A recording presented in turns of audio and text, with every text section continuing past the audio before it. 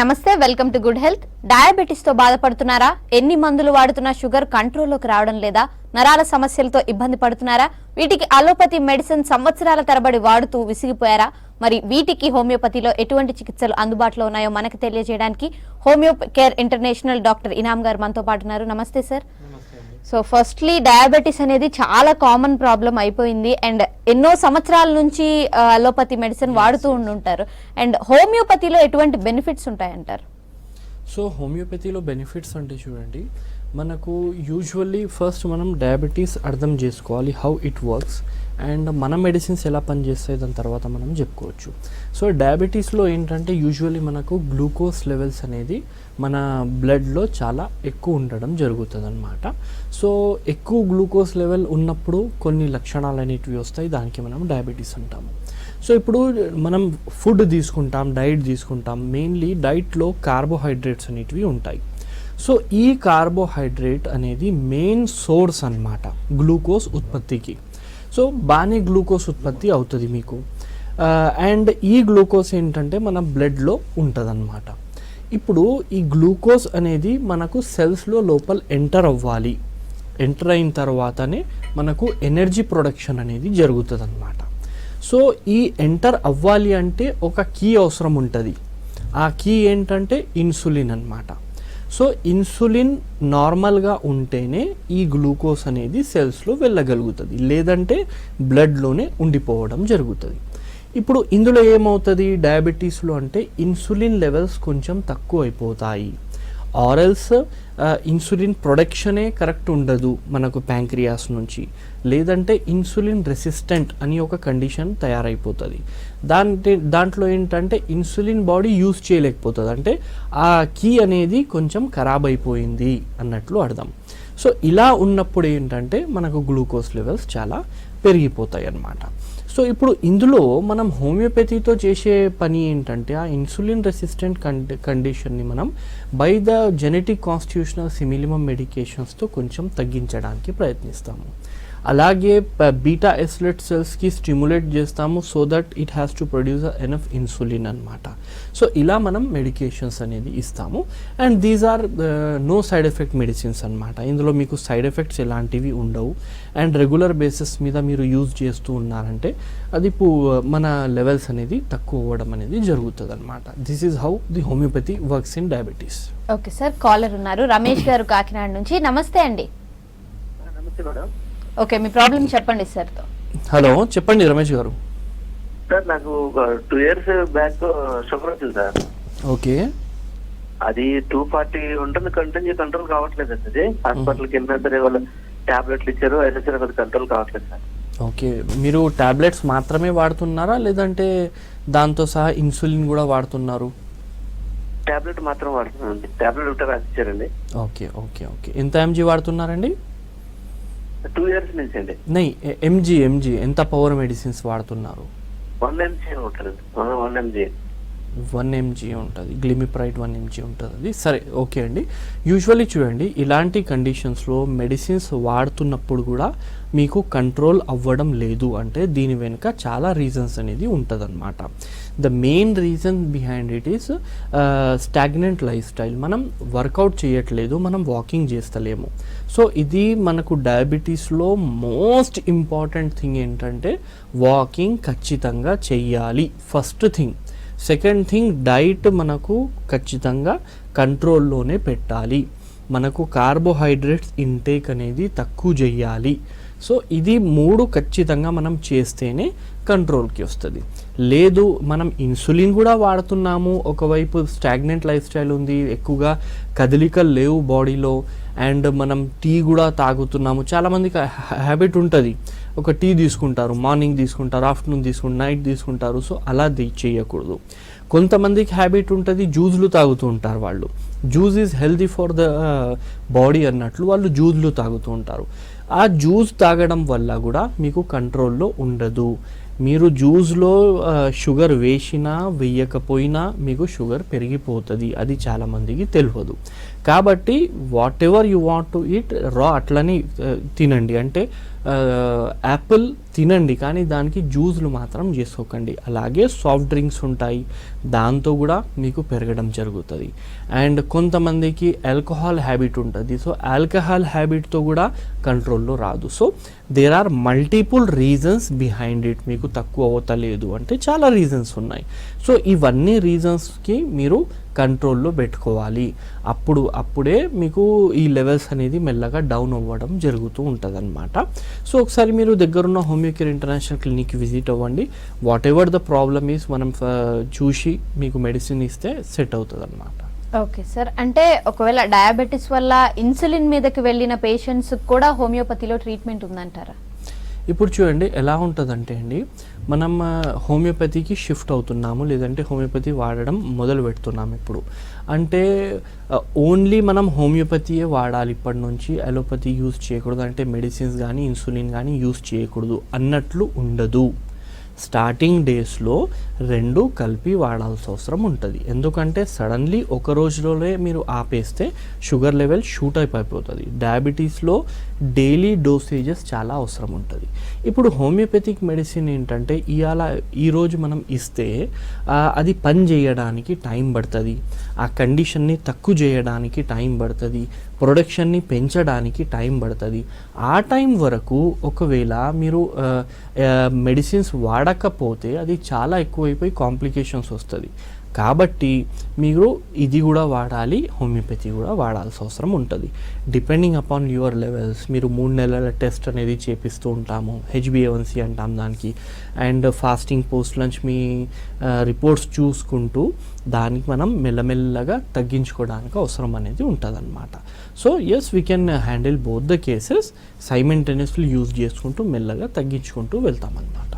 Okay sir, మరో caller ఉన్నారు, శ్రీనివాస్ రెడ్డి గారు కూకట్పల్లి నుంచి. నమస్తే అండి. హలో, ఓకే చెప్పండి మీ ప్రాబ్లం సార్ తో. మేడం లైపోమా కంతులు బాగా ఎక్కువ అవుతున్నాయి మేడం. అచ్చా, ఎప్పటి నుంచి ఉందండి లైపోమాస్ మీకు? సార్ నాకు 10 years ఉంటుంది సార్. అచ్చా, అది పెరుగుతున్నాయా ఆర్ స్టాగ్నెంట్ ఉన్నాయి? పెరుగుతుంది సార్.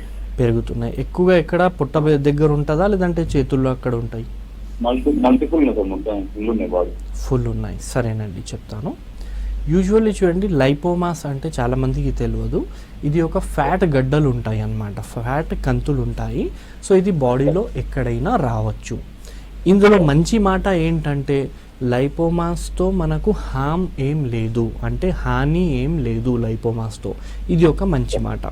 ఒకవేళ మీకు లైపోమాస్ ఉన్నాయి, కొంచెమే ఒక 2-3 ఉన్నాయి అనుకోండి, దానికి ఏం డిస్టర్బ్ చెయ్యకండి, అది మీకు హామ్ ఇవ్వదు, పెరగడం లేదు, అక్కడే ఉన్నాయి. కానీ కొంతమంది పెరుగుతూ వస్తుంది. పెరుగుతున్నప్పుడు హోమియోలో మనకు మెడిసిన్స్ ఉన్నాయి.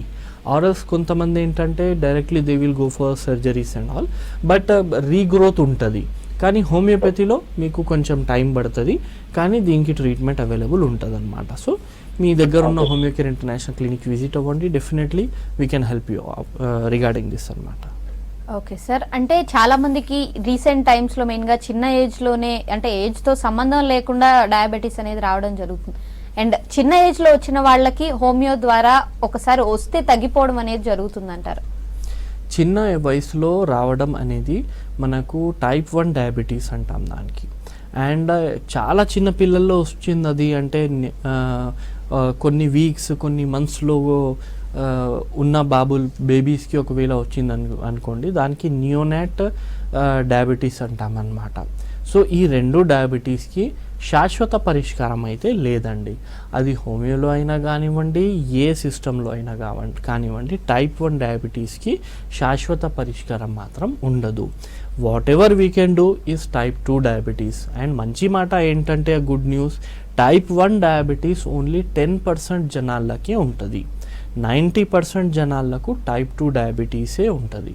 అందులో కూడా మనకు ఎక్కువ ఉన్న వాళ్ళకి ఏంటంటే ఈ మెయింటైనింగ్ కాజెస్ మూలన అది తక్కువ అవ్వదు అన్నమాట. కాబట్టి మేము అవన్నీ చూసుకుంటూ మెడికేషన్స్ ఇస్తాం కాబట్టి ఎస్ వీ కెన్ హ్యాండిల్ అనమాట. ఓకే సార్, అంటే ఎటువంటి న్యూరలాజికల్ డిజార్డర్స్కి హోమియోపతిలో ట్రీట్మెంట్స్ ఉన్నాయంటారు? ఇప్పుడు చూడండి, న్యూరోలాజికల్ డిజార్డర్స్ అనేది మనకు డయాబెటీస్ మూలననే రావడం జరుగుతుంది. అండ్ ఎప్పుడు వస్తుంది ఫస్ట్ ఈరోజు డయాబెటీస్ వచ్చింది రేపటి నుంచి న్యూరాలజికల్ డిజార్డర్ అలా ఉండదు. మీకు చాలా సంవత్సరాల నుంచి డయాబెటీస్ ఉంది అంటే రావడం జరుగుతుంది. లేదంటే హై డయాబెటీస్ ఉంది, లెవెల్స్ అనేది చాలా ఎక్కువ ఉన్నాయి నార్మల్స్కైనా అండ్ కాన్స్టెంట్లీ అలాగే వస్తుందంటే దాని నుంచి డయాబెటిక్ న్యూరోపతి రావడం జరుగుతుంది. సో బేసికల్లీ ఏంటంటే ఈ న్యూరాలజికల్ ప్రాబ్లమ్స్ డయాబెటీస్ది కాంప్లికేషన్ అన్నమాట. అంటే కరెక్ట్గా మీరు మేనేజ్ చెయ్యకపోతే ఈ ప్రాబ్లం వచ్చింది, న్యూరాలజికల్ ప్రాబ్లమ్స్. ఇప్పుడు న్యూరాలజికల్ ప్రాబ్లమ్స్లో కూడా మనకు డిఫరెంట్ టైప్స్ ఉన్నాయండి. సో ఆ టైప్స్ పట్టి లక్షణాలు అనేది రావడం జరుగుతూ ఉంటుందన్నమాట. ఫర్ ఎగ్జాంపుల్ ఫెరిఫరల్ న్యూరోపతి అంటాము, డిజిటల్ న్యూరోపతి, ప్రాక్సిమల్ న్యూరోపతి అంటాము, న్యూరోపతి అంటాము, ఆటోనమిక్ న్యూరోపతి అంటాము. సో ఇలాంటి డిఫరెంట్ కైండ్ ఆఫ్ న్యూరోపతి ఉంటుంది. ఇప్పుడు చాలామంది ఏమనుకుంటారు, న్యూరోపతి అంటే మనకు కాళ్ళలో మంటలు రావడం, నరాలు డ్యామేజ్ అయినాయి, కాళ్ళలో మంటలు వస్తున్నాయి అండ్ తిమ్మిర్లు ఉంటున్నాయి, ఇవి న్యూరోపతి అనుకుంటాము. కానీ ఇది కూడా న్యూరోపతి, కానీ న్యూరోపతిలో చాలా చిన్న భాగం అన్నమాట. బాడీలో న్యూరోపతి మూలన చాలా ప్రాబ్లమ్స్ అనేటివి వస్తూ ఉంటాయి. ఫర్ ఎగ్జాంపుల్గా ఇప్పుడు న్యూరోపతి, ప్రాక్సిమల్ న్యూరోపతి కానీ ఇలాంటివి ఉన్నాయి అనుకోండి, ఆటోనమిక్ న్యూరోపతి ఉందనుకోండి, ఇందులో ఏముంటుందంటే మనకు హార్ట్ మీద కూడా ఎఫెక్ట్ అవ్వడం జరుగుతుంది. హార్ట్ రేట్ స్లో అయిపోవడం, లేదంటే మీకు నరాల మీద ఎఫెక్ట్ అవ్వడం జరుగుతుంది. మీ బీపీ అనేది సడన్లీ డౌన్ అయిపోవడం, మీరు కూర్చున్నప్పుడు బీపీ సడన్ డౌన్ అయిపోతుంది, పండుకున్నప్పుడు సడన్లీ బీపీ డౌన్ అయిపోతుంది. సో ఇది మనం బీపీ ప్రాబ్లం మాత్రమే అనుకుంటాము, కానీ ఇది డయాబెటీస్ మూలన వచ్చిన ప్రాబ్లం ఉండదు అన్నమాట. అండ్ దీంతో సహా డైజెస్టివ్ ఇష్యూస్ అనేటివి వాళ్ళకు వస్తుంటాయి. ఇప్పుడు డైజెషన్ ప్రాబ్లం ఎవరికి లేదు. సో అందరు ఏం చేస్తాం, డైజెస్టివ్ ఏదైనా ప్రాబ్లం వచ్చిందంటే ఏదో ఒక మార్నింగ్ మెడిసిన్ అనేది వేసుకుంటాము, కానీ మనం దాని వెనుక రీజన్ తెలియకపోతాం, మనకు తెలియదు అనమాట. సో డయాబెటీస్ ఎక్కువ అవ్వడం వల్ల మనకు స్టమక్ డైజెషన్కి సప్లై చేసే నరాలు డ్యామేజ్ అయిపోతాయి. అప్పుడేంటంటే మనకు ఏం తిన్నా slow emptying of your stomach అంటాం దానికి. అంటే ఏది తిన్నా మెల్లగా అది అరగడం జరుగుతూ ఉంటుంది. ఏది తిన్నా మెల్లగా స్టమక్ అనేది ఎంప్టీ అవ్వడం జరుగుతూ ఉంటుంది. ఇప్పుడు తిన్నామనుకోండి, ఈవినింగ్ 5-6 వరకు కూడా ఆకలి అవ్వదు, ఎందుకంటే స్టమక్లో ఇంకా ఉంది, అది పూర్తిగా తొందరగా నార్మల్ స్పీడ్లో కిందకి వెళ్ళడం లేదు. సో ఇది కూడా ఒక న్యూరాలజికల్ ప్రాబ్లమే డయాబెటీస్ నుంచి వచ్చేది. అలాగే కొంతమందికి ఏంటంటే తొడ భాగంలో నొప్పి రావడం జరుగుతూ ఉంటుంది. కూర్చొని రేస్తున్నప్పుడు ఈ బటక్ సీట్ దగ్గర కూడా వాళ్ళకు నొప్పి రావడం కానీ, తిమ్మిర్లు రావడం కానీ అలా జరుగుతూ ఉంటుంది. So that is also because of diabetes neurological problem అన్నమాట. ఇలా there are number of things అన్నమాట. ఇప్పుడు ఫర్ ఎగ్జాంపుల్ ఐస్ డ్యామేజ్ అవుతాయి అన్నమాట, ఇది గ్లూకోజ్ ఎక్కువ ఉంటే. సో ఐస్ డ్యామేజ్ అయితే మళ్ళీ అది కూడా ఒక న్యూరాలజికల్ ప్రాబ్లం.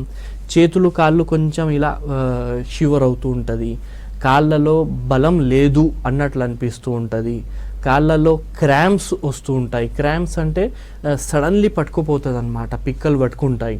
సో అది కూడా బికాస్ ఆఫ్ న్యూరోపతి ఉంటుంది. So it is all related to diabetes. ఇప్పుడు నేను చెప్పిన లక్షణాలు మ్యాక్సిమం చాలా జనాలలో ఉండి ఉంటాయి. So that is also related to diabetes అన్నట్లు మనం తెలుసుకోవాలి. అండ్ డయాబెటీస్కి ట్రీట్మెంట్ అనేది కరెక్ట్గా తీసుకుంటే ఇవన్నీ సెట్ అయిపోవడం జరుగుతుంది అన్నమాట. ఓకే సార్, మరో కాలర్ ఉన్నారు, కుమార్ గారు కరీంనగర్ నుంచి. నమస్తే అండి. నమస్తే మేడం.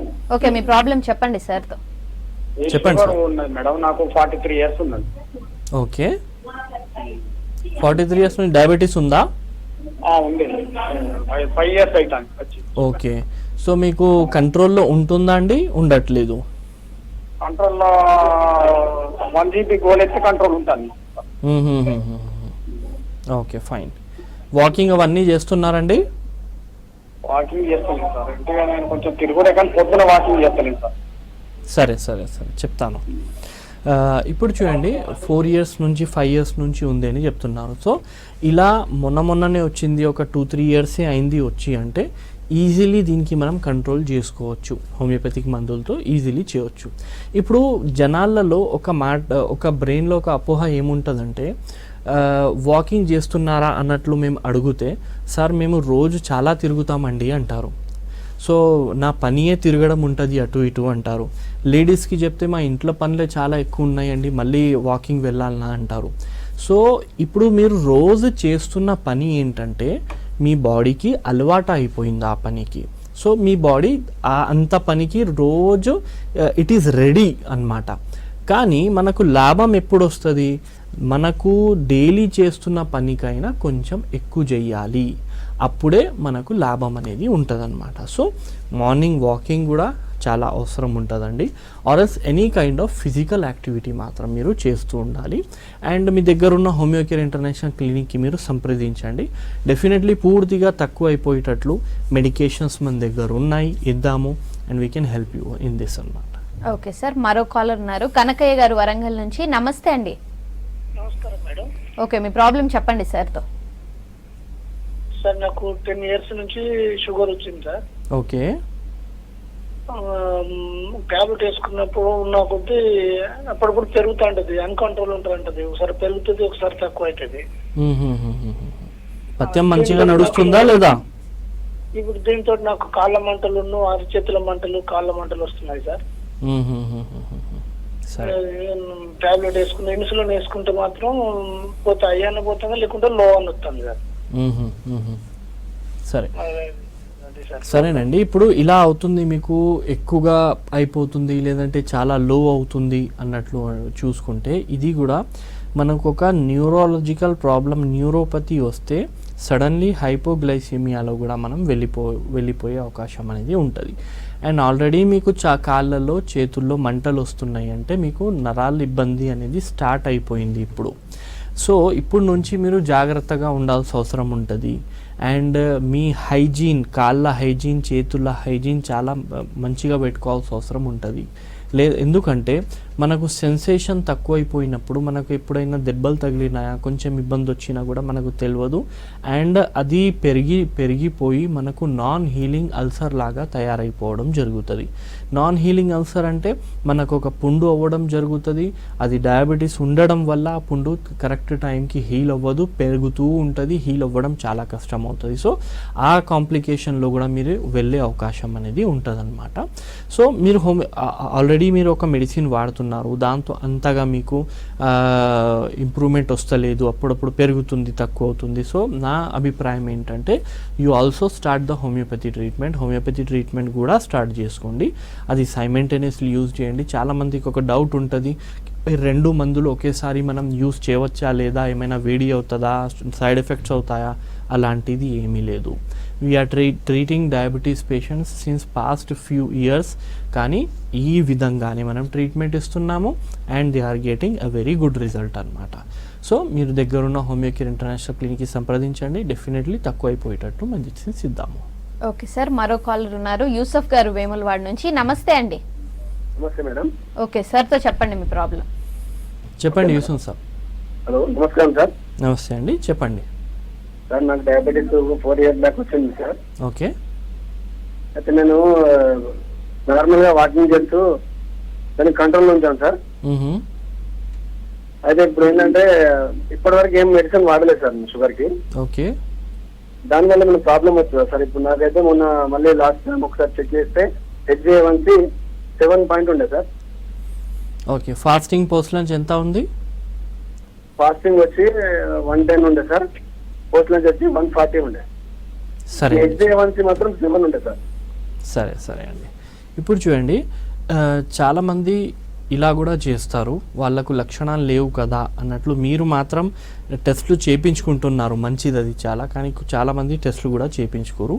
ఫస్ట్ టైం షుగర్ వచ్చినప్పుడు మందులు యూజ్ చేస్తారు, తక్కువ అయింది అని తెలిస్తే దాని తర్వాత యూజ్ చేయరు, సంవత్సరం అలాగే ఉంటారు, లక్షణాలు కూడా రావు.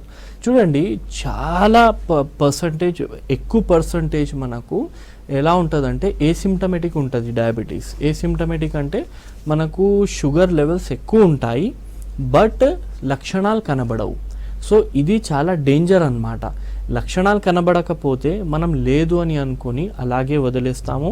వన్ ఫైన్ డే అది డైరెక్ట్ కాంప్లికేషన్స్లో వెళ్ళిపోవడం కానీ, లేదంటే డయాబెటిక్ కీటోసిడోసిస్ అనే ఒక ప్రాబ్లం ఉంటుంది. సడన్లీ వాళ్ళు అన్కాన్షియస్ అయిపోయి, వాళ్ళకు హార్ట్ బీట్ ఎక్కువ అయిపోయి, లేదంటే వామిటింగ్ సెన్సేషన్ అలాంటివి వామిటింగ్స్ వస్తూ ఉంటాయి. సో అది చాలా లైఫ్ థ్రెటనింగ్ కండిషన్ అయిపోతుంది. అలా మాత్రం చేయకూడదు. ఇప్పుడు మీరేం చేయాలి అంటే ఫాస్టింగ్ 110 ఉంటుంది, 110 లోపలే ఉంటుంది, అండ్ పోస్ట్ లంచ్ 140 వరకు ఉంటుంది. సో ఇప్పుడే మీరు అంతా మెడిసిన్స్ యూజ్ చేయాల్సిన అవసరం అనేది ఉండదు. ఇంకా స్ట్రిక్ట్ డైట్ చేయండి. ఇంకా మీరు డయాబెటీస్లో ఏం తినాలి ఏం తినకూడదు అన్నట్లు మనకు లిస్ట్ ఉంటుంది అన్నమాట. అదొకసారి వచ్చి మీరు డైటీషియన్తో లిస్ట్ కనుక్కోండి. సో దాని ప్రకారంగా వెళ్ళి మీరు మెడిసిన్స్ అనేది ఇప్పుడే అవసరం అనేది ఉండదు. కానీ రెగ్యులర్ బేసిస్ మీద చెక్ చేయించుకుంటూ ఉండాలి. 110 కైనా ఎక్కువ అవుతుంది, 120, 130 వరకు పోతుంది, 125 వరకు కూడా వెళ్ళినా మీరు మందులు స్టార్ట్ చేయాల్సిన అవసరం ఉంటుంది అన్నమాట. ఇది ఫాస్టింగ్ అంటున్నా. పోస్ట్ లంచ్ 180 వరకైనా ఎక్కువ అయిపోతుందంటే ఖచ్చితంగా మెడిసిన్స్ వాడాల్సిన అవసరం అనేది ఉంటుంది. ప్రస్తుతానికైతే అవసరం లేదు. ఓకే సార్, మరో కాలర్ ఉన్నారు, నరసింహారావు గారు. నమస్తే అండి. నరసింహరావు గారు నమస్తే అండి. Call card. నమస్తే మేడం. కొంచెం మీ ప్రాబ్లం చెప్పండి సార్ తో. చెప్పండి. నమస్తే మేడం. నమస్తే అండి. టీవీ వాల్యూమ్ తగ్గించి ఫోన్ లో మాట్లాడరా? టీవీ వాల్యూమ్ తగ్గిస్తాను. నేను షుగర్ పేషెంట్. చెప్పండి. మాట్లాడుతున్నాను మేడం. చెప్పండి. షుగర్ ఎప్పటి నుంచి ఉంది మీకు? Nearly 40 years sir. 40 years నుంచి ఉందండి. ఓకే. ఇప్పుడు ఇన్సులిన్ వాడుతున్నారా లేదంటే మెడిసిన్స్ వాడుతున్నారండి? కొన్ని రోజులు ఇన్సులిన్ వాడినా, ఇప్పుడు మెడిసిన్స్ వాడుతున్నా. ఓకే. నాకు హార్ట్ అటాక్ కూడా వచ్చింది, రెటినా ప్రాబ్లం వచ్చింది. సరే, ఇంకా? రెటినా ఒక్క కన్ను ఆపరేషన్ అయింది, అల్లోపతి. ఇంకో కన్ను కాలేదు, అది కూడా రెటినా ప్రాబ్లం ఉన్నది. ఓకే, అంతే సార్. సరేనండి. ఫేస్ మేకర్ వేసినాం, మిమ్మల్ని కన్సల్ట్ చేయమంటే వస్తాం మీ దగ్గరికి. సరే. ఇప్పుడు చూడండి, ఇంత ప్రాబ్లం ఉంది, ఆల్రెడీ హార్ట్ ప్రాబ్లం కూడా వచ్చింది, పేస్ మేకర్స్ కూడా వేసుకున్నారు, ఇన్సులిన్ వాడేవారు, కానీ ఇప్పుడు ఓన్లీ మెడిసిన్స్ వాడుతున్నారంటే ఓకే, చాలా ఎక్కువ అనేది ఏం లేదు, ప్రస్తుతానికి మెడిసిన్స్ మీదనే ఉన్నారు కాబట్టి. అండ్ ఆల్రెడీ కాంప్లికేషన్స్ కూడా మీకు వచ్చేసినాయి. రెటినా ఆపరేషన్ అయిందంటే డయాబెటిక్ రెటినోపతి అనే ఒక ప్రాబ్లం ఉంటుంది. ఆ రెటినోపతి ప్రాబ్లం వస్తే మనం అలా ఆపరేషన్ అనేది చేపిస్తామన్నమాట. సో ఎస్, మీరు ఒకసారి విజిట్ అవ్వండి. మీ అన్ని రిపోర్ట్స్ తీసుకొని మీరు ఒకసారి హోమియోకేర్ ఇంటర్నేషనల్ క్లినిక్కి విజిట్ అవుతే అవన్నీ చూసి మనం హెల్ప్ చేయగలుగుతామా లేదా, అసలు పూర్తిగా హెల్ప్ చేయలేమన్నట్లు ఉండదు. మీకు మెడిసిన్స్ బంద్ చేయరాదు అని అనుకుంటున్నా, because of it is 40 years నుంచి ఉంది. ఒకసారి కలవండి, 2 మెడిసిన్స్ ఇచ్చి మనం చూద్దాము. చూసిన తర్వాత మీ ఒక పని మనం ఏం చేయగలుగుతామంటే మీ డోసులు అనేది మనం తగ్గించుకోగలుగుతాం అన్నమాట. ఇంగ్లీష్ మందులు మీరు డోసు ఎంత వాడుతున్నా, 1000 2000, అది మనం తగ్గించగలుగుతాము. And depending upon your health we shall decide అనమాట. సో ఒకసారి కన్సల్ట్ అయితే అవ్వండి. ఓకే సార్, మరో కాలర్ ఉన్నారు, శేఖర్ గారు. నమస్తే అండి. శేఖర్ గారు నమస్తే అండి. మేడం చెప్పు. ఓకే, మీ ప్రాబ్లం చెప్పండి సార్ తో. మరి ఇట్లా కాళ్ళ మంటలు, చేతుల మంటలు, 14 ఏళ్ళు షుగర్ వచ్చింది, బీపీ ఉంది. ఓకే, ఇంకా? నాకు కొంచెం కాళ్ళ మంటలు, చేతుల మంటలు ఉన్నాయి. దాని గురించి చెప్తారేమని చేశాను. సరేనండి. ఇప్పుడు కాళ్ళ మంటలు, చేతుల మంటలు వస్తున్నాయి అంటే మీకు షుగర్ ఎక్కువ అయిపోయి మీరు ఫస్ట్ షుగర్కి మా ట్రీట్మెంట్ కరెక్ట్ తీసుకోలేదు అన్నట్లు అర్థం. కరెక్ట్ తీసుకోకపోతేనే ఈ మంటలు అనేటివి స్టార్ట్ అవుతాయి. ఇప్పుడు స్టార్ట్ అయిపోయింది అంటే హోమియోపతిలో మందులు ఉన్నాయి దానికి. సో హోమియోపతి మందులు స్టార్ట్ చేసుకుంటే ఈ మంటలు కూడా, ఈ తిమ్మిర్లు కూడా తక్కువ అవుతుంది. రెండో మాట ఏంటంటే, షుగర్ ఉన్న వాళ్ళలో ఒకవేళ కాళ్ళలో తిమ్మిర్లు లేదంటే చేతుల్లో తిమ్మిర్లు వస్తున్నాయి అంటే అది ఖచ్చితంగా షుగర్ మూలనే వచ్చింది అన్నట్లు ఉండదు. చాలామందికి డిస్క్ ప్రాబ్లం ఉంటే కూడా మనకు చేతుల్లో తిమ్మిర్లు కానీ మంటలు కానీ వస్తుంది, అలాగే కాళ్ళలో మంటలు కానీ తిమ్మిర్లు కానీ వస్తాయి అన్నమాట. సో అది కూడా మనం చెక్ చేసుకోవాలి.